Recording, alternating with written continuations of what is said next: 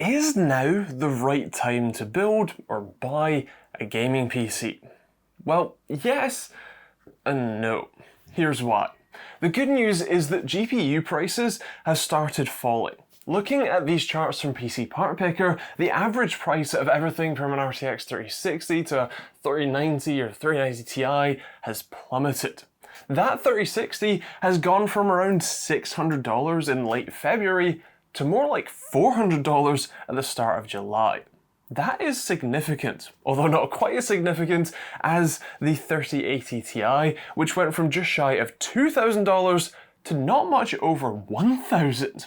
That's pretty crazy, and AMD's cards are just as good, with the 6900 XT sitting at just shy of $1,000 in March, but now down to nearly $500.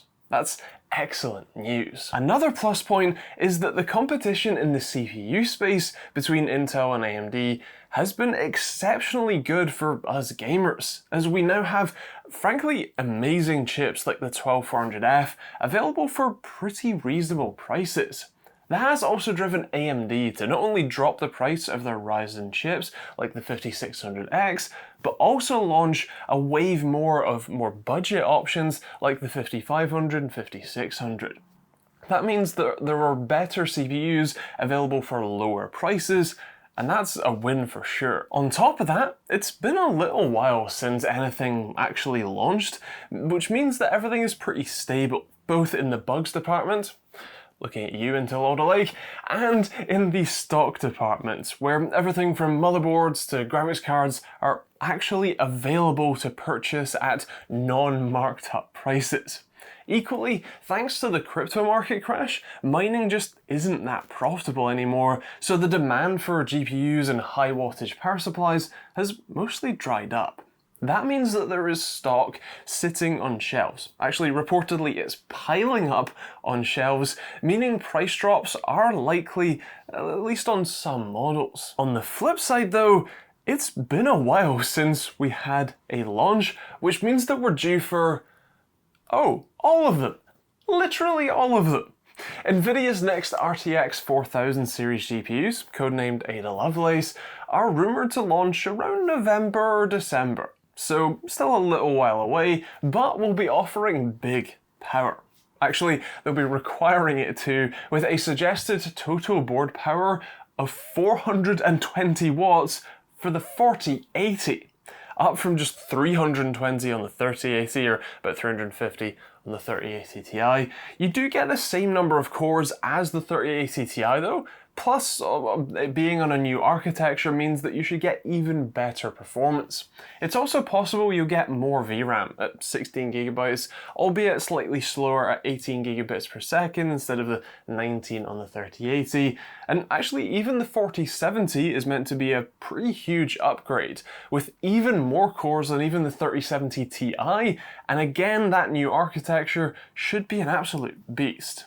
Sadly, we aren't expecting these to be any cheaper than the 30 series. Of course, it will be pretty likely that they'll be almost instantly out of stock at launch too, but it's definitely something to look forward to. AMD's new Rdna 3 based GPUs are rumoured to be even closer. More like sort of late October, early November, built using TSMC's newer 5nm process, and should have apparently over 50% more performance per watt, something Team Green doesn't seem quite as worried about. Interestingly, the leaks suggest that the GPUs might be made up of a chiplet style, or specifically a multi-chip module type die, with mostly cache being the separate dies, and then otherwise the actual graphics processor still being the monolithic standard single die in the middle, although it is possible that we might see multiple GPU dies with that infinity fabric connecting them together. But either way, it's also worth noting, again, the rumour suggests that the first sort of wave of cards will still just be the standard monolithic single chip design, but again, still something to look forward to. On the CPU side, AMD is on fire there too, announcing their Ryzen 7000 series CPUs earlier in the year, with a full launch in fall, expected around September. they are bringing with them around a 10% IPC or instruction per clock uplift, alongside improvements in frequency, meaning the 16-core variant now brings, at least according to AMD's demo, around 30% more performance than Intel's 16-core 12900K. You also won't be able to upgrade to these, as they'll be using the new Land Grid Array or LGA AM5 sockets and a full suite of new motherboards. You might want to upgrade though, as they'll feature both DDR5 and PCIe Gen 5 support across the range, although especially with PCIe Gen 5 it's going to be different across the different versions of the motherboards. Although it's worth noting they won't support DDR4, so you will need to bite the bullet on some new RAM if you pick up one of those chips. From Team Blue, despite actually launching their chips more recently, they're already gearing up to launch their Raptor Lake line of CPUs, replacing their Alder Lake 12th gen with, well, 13th gen options. These are said to increase the E-core efficiency core count drastically, with the 13900K offering 16 of the same Gracemont E-cores you can find in the 12900K today. It will also feature 8 of the new Raptor Cove P-cores, although the chip will still be built on Intel's Intel 7 process node and should still work in the same Z690 and B660 motherboards that are out right now, although there are going to be new boards launching as always. It's also meant to still backwards support DDR4 if you don't fancy splashing out on that definitely pricey and sometimes hard to come by DDR5, and these are meant to be available as soon as October, which is set to be right after AMD's new launch. With so much on the horizon, I can understand if you'd be hesitant to drop a huge chunk of change on a new system or even a major upgrade.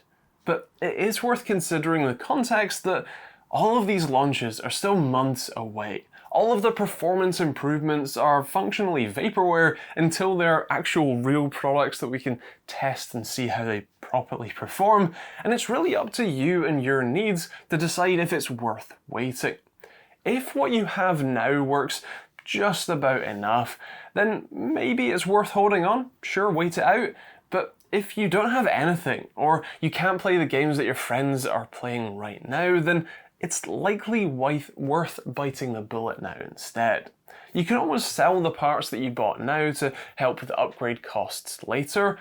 I mean, personally, especially with the insane heat right now, gaming isn't exactly my top priority of an evening, so I would be happy to wait it out and see what Intel, Nvidia and AMD all have to offer before making any major purchasing decisions, but that's me. I would love to hear what you think in the comments down below. What do you think about all of the upcoming products? What do you think about the sort of crypto crash helping the GPU prices to actually start coming back down again? And what do you think of the whole market in general? Feel free to let me know in the comments down below. If you do fancy picking up a system or just some upgrades, I'll leave some links in the description that you can check out. Those will be affiliate links to places like Overclocked UK for full systems, and of course Amazon for some individual parts too. If you want to see more videos from me, including reviews of all of that stuff coming up, then feel free to hit the subscribe button and turn on the bell notification icon if you haven't done already. There's also plenty of other videos on the channel that you can check out, so feel free to take a look at those. And that's kind of it. If you want to support the channel, there's a whole lot of ways you can do it, through YouTube, through Patreon, through merch hoodies or t-shirts like this one, or the other affiliate links that are in the description, so feel free to take a look. But otherwise, thanks for watching, hope you enjoyed it, we'll see you on the next video.